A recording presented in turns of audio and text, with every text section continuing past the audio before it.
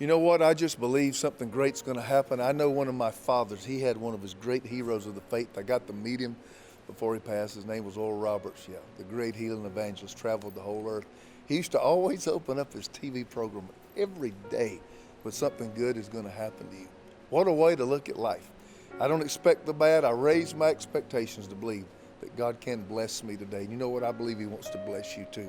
I'm in this series called Supervision, and one of the ways the blessing comes is with the proper management and oversight of the things in your life. God is in the details, though he rarely shows you what they are. You say, well, that's not fair. Well, that's the way God works.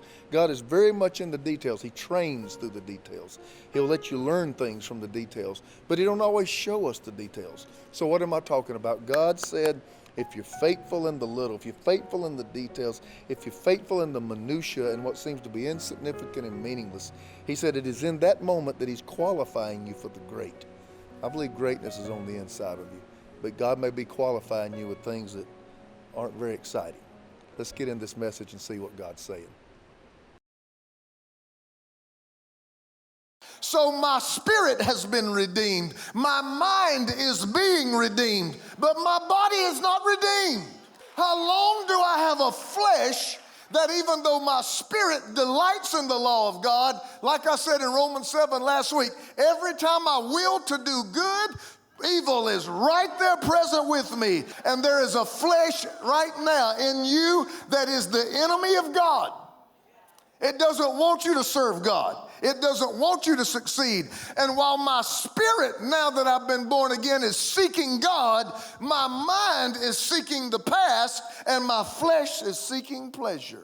God said, I'm about to bring my child some favor, and God's telling somebody what to do on your behalf right now. Everybody can't praise for that, but that makes me want to jump all over this stage because I know God's talking to somebody about me.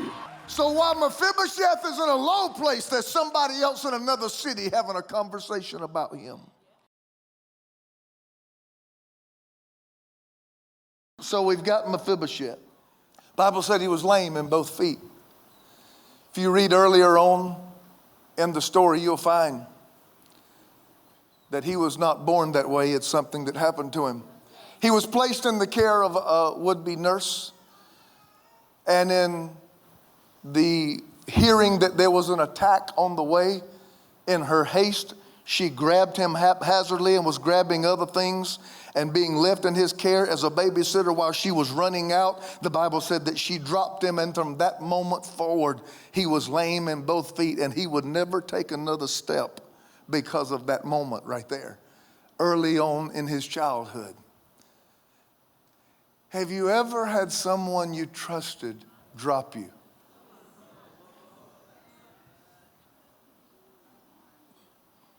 Well, he told me if I'd go ahead and have this baby, he would stay, but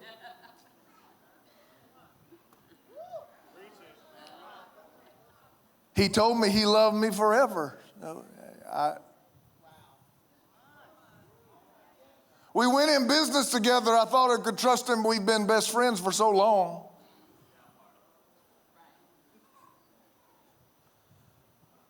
Well, you know, when my dad married my stepmom, she just never...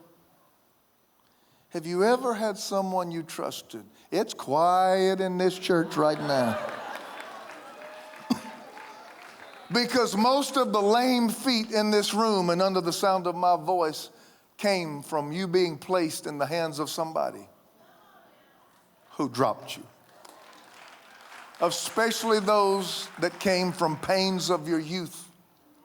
And so now he has something that happens in his youth that has created his problem for the rest of his life. And so now not only has God delivered him. Now stay with me as I give you the imagery.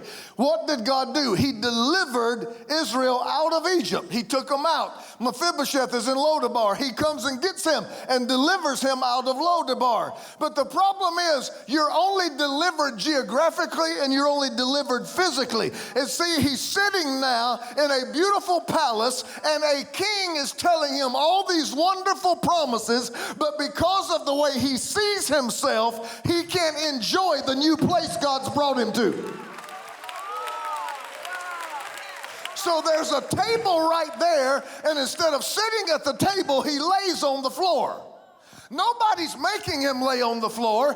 In fact, there's a king saying, I'm giving you back everything you lost. Everything taken, I'm going to restore it to you. All your daddy's wealth, I'm giving it back to you. The wealth of your whole household, I'm giving it back to you. I'm going to give you Ziba and his household. He's going to tend your fields. He's going to give you harvest. He's going to make sure your houses are full. You're going to eat bread at my table always. And he just lays there on the floor. Because he can't enjoy his tomorrow because he's stuck in his now.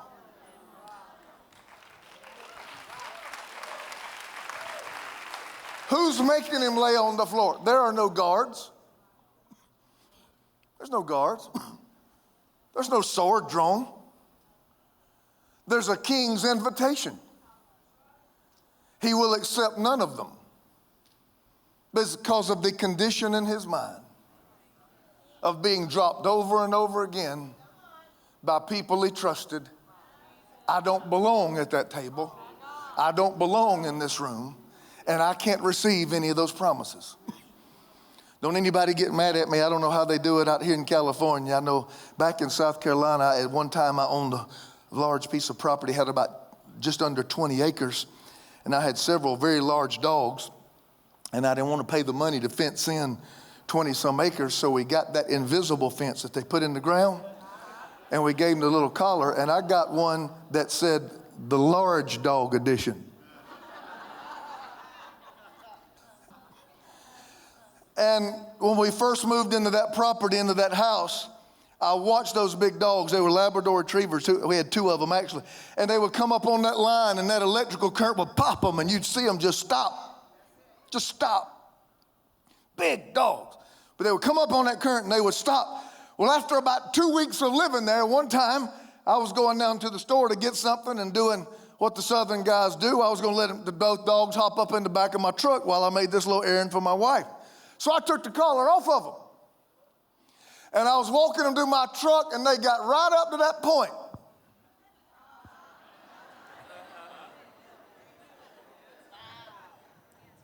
And I've got them by their coat, and I'm trying to put. And even though they have been set free, in their mind, they live within this invisible boundary that's not real anymore. The collar has been taken off. The current has been taken off. And now I've set you free to go wherever I go. But because of something in their head, they cannot move beyond that invisible line. I've come to attack that visible line in your mind today that keeps your life contained in smallness, that keeps you trapped in your yesterday and makes you sit at the promises of God and say they're for preachers and other people, but they're not for me. I came to tell you every good and perfect gift is from God, and it's for you, and it's for you, and it's for you. And I don't care who dropped you, and I don't care how many times. Today is the day to get up off the floor and get to the banqueting table. I'm going to give you 10 seconds to bless the name of the Lord your God and shout, I'm getting up off the floor today.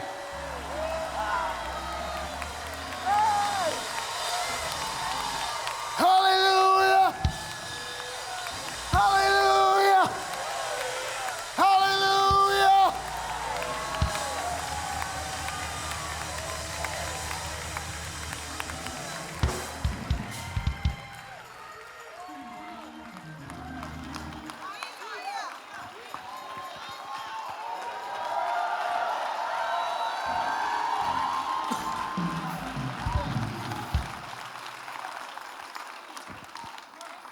Let me finish. Give me just a minute. In his mind, I'm a dog. In reality, he's royalty. I wonder how large the gap is between who you really are and what you think.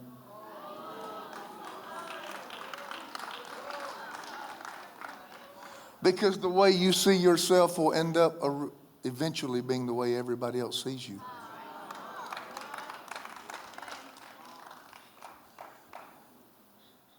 Israel said, we are grasshoppers. They're giants, we're grasshoppers. And it says, and because they were grasshoppers in their own sight, they became grasshoppers in their enemy's sight. The grasshopper complex.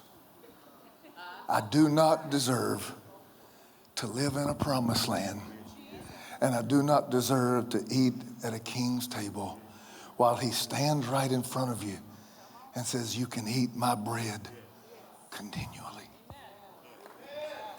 Eat my bread continually.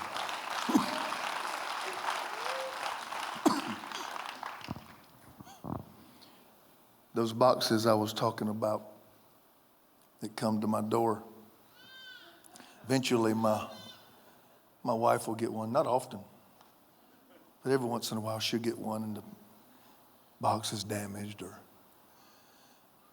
if it was glass, something was cracked, or if it was a table, a leg's popped. Not often. And so, good return policy, she just turns around and sends it back. But I'm glad that when God got this broken package, he didn't send me back.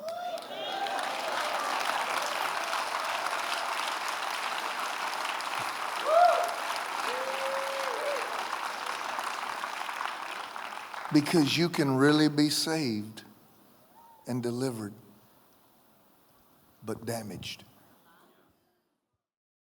I need heaven on my side. I don't know about you. I can't do this by myself. I can't accomplish this vision by myself. Most people know what they want, and typically they want it now. In this Supervision series, Pastor Ron discusses God's plan for only getting what you can manage. By this you resemble your heavenly Father when you bear much fruit, and that your fruit remain. And I want that blessing to remain.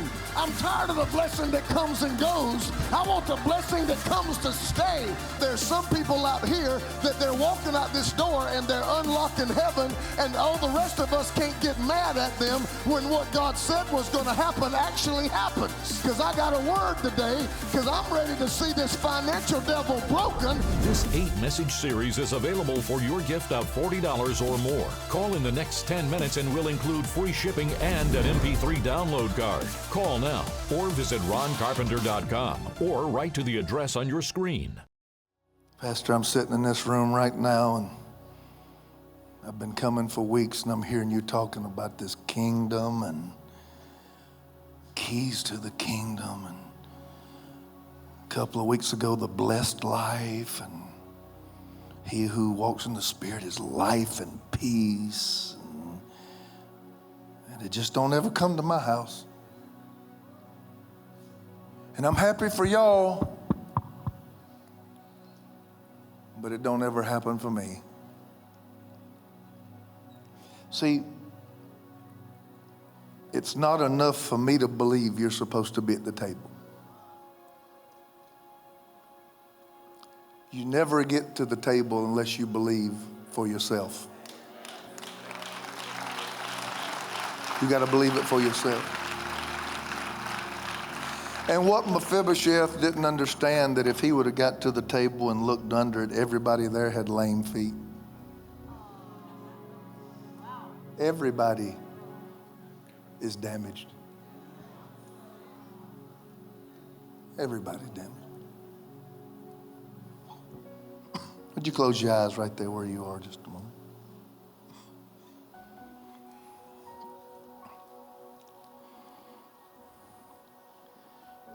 Managing bad experiences, managing broken trust. They paralyze you. You can get a new job, new woman, new man, new house, new car, new wardrobe, new ring, new jewelry, go move to a new state, but the same old mind. And you can change everything but your mind, and your mind will paralyze you and keep you trapped. in your now. You have to let God in those lame places. You have to learn to believe again. Can't lay hands on you and deliver you from this. It's a place you have to come to where you stand up on those lame feet, pull your way to the table and say, I'm supposed to be sitting here. Jesus Christ paid the price for me to sit at this table. And if you're under the sound of my voice with head bowed and eyes closed, I've had one of those paralyzing experiences, Pastor. And sometimes I think I'm even doing better. But I pass up tomorrows all the time because it keeps me trapped in my yesterday with nobody looking around. If you would, just lift your hand up if that's you, wow, hands are going up all over this building. About half the hands in this building just went up. Would you stand with me, please, everyone? Would you stand? Front, back, side to side in the balcony. People online, if you can't do this, I'd just ask you to lift your hands up toward heaven. Sometimes you can be so devastated by something you just don't have the energy to pray yourself out of it. And that's when God will send a Ziba. You ain't got to walk back. I'll carry you. I'll carry you all the way back and set you where you need to be set. I want you to do something for me. The people's hands that you're holding on the right and the left, don't hurt them, especially if you're a big, strong person. But would you just squeeze their hand a little bit? Let them know you're about to pray for them. Just let them, just squeeze it just a little bit. Just squeeze it. Now, for the person on your right, for the next 1 minute, I don't want to lead you. I want to hear this place filled with prayer. I want you to pray not for you, but I want you to pray solely and only for the person on your right. On the count of 3, I want you to lift your voice like it's your very son or your very daughter, or like you're praying for yourself. We're going to pray for those experiences they've had that's trying to keep them on the floor. Ready? 1, 2, 3. Come on, begin praying for your neighbor all over this room. Pray for their hurts. Pray for their hurts. Pray for their pain. Pray for that place in their soul that's aching right now. Oh, hallelujah. Hallelujah. Pray for, even if you ain't prayed before, even if you don't really know how to pray, just say, Lord, I ask you to heal them and ask you to touch them and I ask you to raise them up and ask you to heal that thing or those things in their life that's held them captive. God, I'm asking you to help them. I'm asking you to help them. Come on, squeeze that hand. Let them know I'm praying. Pray for them on the right. Come on, 30 more seconds. Pray for them. Pray for the people that walked out of their life. Pray for the people they trusted that dropped them. Pray for the dreams that didn't come to pass. Pray for the opportunities that passed them by.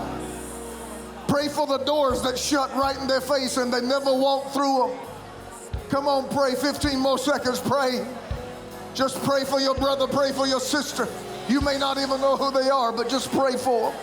Pray for them. Pray for them. Hallelujah. 5 more seconds. Now, in the same way you pray for the one on your right now, turn your attention to the one on your left. Come on. Pray for them. Squeeze their hand. Let them know, I got you. I got you. I got you. Squeeze that hand. Pray for them on the left. Pray for them on the left. Pray for pain in their soul. Pray for the things that have broken their heart. Pray for the things that disappointed them. Pray for their childhood. Come on, I know this is deep, but pray for rapes and molestations and abuses and bad experiences and being left by themselves and having no oversight. People took advantage of them. Come on, pray. Pray. They saw too many things too young. They experienced too many things too early. Come on, pray. Pray, pray. I feel the Spirit of God in this place. Woo, I feel you, Holy Ghost. Come on, 15 more seconds, just pray for him. 15 more seconds, just pray for him. Pray for him. Pray for him. God's healing somebody. God's raising somebody up. Get up off the floor. Get up off the floor in this place. This is your day. This is your time. Now let go of their hand. Throw your hands up and pray for you. Pray for yourself. God, help me. Raise me up off this floor. I'm ready to get at the table. I'm ready to sit at the table. I'm tired of feeling sorry for myself. I'm tired of crying over this. I've cried the last time. I'm wiping these tears out of my eyes. God, I'm going to get up off this floor and I'm going to eat bread at your table continually. Oh, I feel the Spirit of God in this place. Come on, just a few seconds longer. Pray for yourself. Stretch out to him. Pray for yourself. Pray, God, I need you. God, help me. I'm tired of this pain. I'm tired of this emptiness. I'm tired of having a pity party. I want it all restored like you gave it back to Mephibosheth. Bring it back to my house. Bring it back to my life. Bring it back, God, in the name of Jesus. Woo!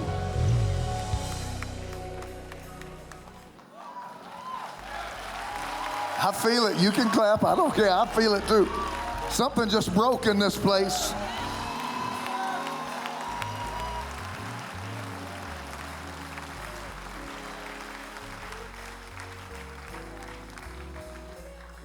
I don't know what happened between 4 verses earlier and the last verse of chapter 9.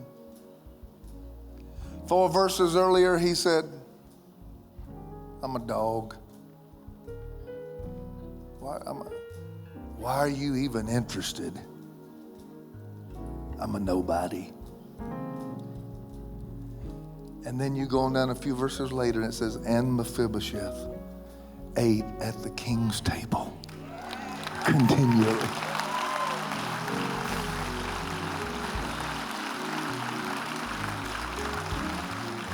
Somewhere in the span of those few short verses, a man made the decision. If the king's good enough to bring me in this room, I'm not going to spend another day sitting on this floor. I'm going to get up and go take my seat. I want you to find 5 people and say, go take your seat. Come on, tell them, go take your seat. Go take your seat. Go take your seat. I need heaven on my side. I don't know about you. I can't do this by myself. I can't accomplish this vision by myself. Most people know what they want, and typically they want it now. In this Supervision series, Pastor Ron discusses God's plan for only getting what you can manage. By this you resemble your heavenly Father when you bear much fruit and that your fruit remain. And I want that blessing to remain. I'm tired of the blessing that comes and goes. I want the blessing that comes to stay. There's some people out here that they're walking out this door and they're unlocking heaven, and all the rest of us can't get mad at them when what God said was going to happen actually happens. Because I got a word today, because I'm ready to see this financial devil broken. This 8-message series is available for your gift of $40 or more. Call in the next 10 minutes and we'll include free shipping and an MP3 download card. Call now or visit roncarpenter.com or write to the address on your screen.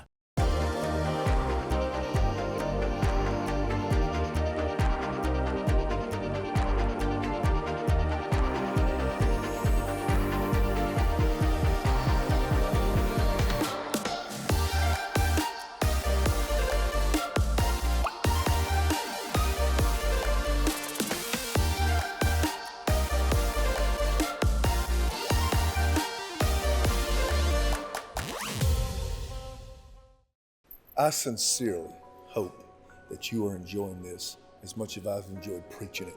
You know, sometimes if you could just see me when I'm preparing these messages, and when God shows me something, especially when I see something new, when God shows me something I've never seen before, I mean, it's like a light bulb. It's like a kid in a candy store. And I hope that when the Word goes into your life, it does the same thing on the inside of your spirit that it does in mine. We love you here at Ron Carpenter Ministries, and we certainly love our partners. We love our family members. And we're so grateful for the people over the years that have connected with us. We couldn't do it without you. And this is the point in the message where we try to make you understand that you do play a huge part in whether or not we even get to do this. In fact, you are the part. God and God using wonderful people like you. I understand that there is a myriad of wonderful things you could invest your money into, and we're places where you could plant seed, and they're all good, and I plant them in many different places across America and the world myself. But right now, if Ron Carpenter Ministries has been a blessing to you, I'm asking you not to help us just keep doing what we're doing, but I've opened up this whole telecast. We're talking about taking territory. That's what we want to do. And to take new territory, you need new people, you need new friends, you need to enlarge your circle, and you also need new resources. I want to thank those of you who've been so faithfully supportive, prayerfully, standing with us, giving consistently and continually, being a blessing to us over and over and over. But I want to invite new people in to the circle. Maybe you've never given to a ministry before. Maybe this message has met you at a certain time in your life and touched you in a certain way. Would you consider being a part of this family and partnering with us on a monthly basis? Maybe you're not ready for that. Maybe you say, but I am ready to do something one time. I would like to give this one-time gift and pray maybe later about becoming a partner. For whatever you decide to do, whatever amount, we have this gift that we want to send to you to say thank you for being a part of this wonderful ministry. We want to take this to the whole world, take it in every known tongue, and we believe God is positioning us to do great things and have great impact. And I want you to be a part of that, because when you bless others, God blesses you. I've lived it all my life. Thank you so much. I want to see you on Twitter. I want to see you on Instagram. Love to see you on Facebook. Now we got our own YouTube channel and so many different things you can go and catch more of this on. Love to talk to you, get to know you on a deeper level. Sometimes I just get on there and pray. Sometimes I give a word of encouragement. Sometimes I just take a little clip out of a message. Sometimes I get prophetic on there and God just shows me things that He's about to do. And I just want you to be a part on a deeper level. So go check us out on social media and our online bookstore. If you're enjoying this, you can get the whole series and order it on our online bookstore. Take my app, Ron Carpenter Ministries, and just download the Ron Carpenter app, and you'll see all the wonderful things that it enjoys, including the vault. We're doing all this to make sure that we minister to you and do it in a way where you can retrieve the information in the time that you need it. God bless you. I cannot wait to see you again. Until next time, I just pray something wonderful would break out in your life. Join us every week for another exciting message from Ron Carpenter. And until then, visit us online at roncarpenter.com and discover encouraging resources to help you reach your greatest potential in your Christian walk. And when you visit, consider partnering with our ministry team to help us take this life-changing message to the world. Our goal is to take the message and ministry of Ron Carpenter to a worldwide audience, but we can only do it with your help. And don't forget to connect with Ron every day through social media. Thank you so much for being a part of this ministry, and we'll see you again next time for another challenging message with Ron Carpenter.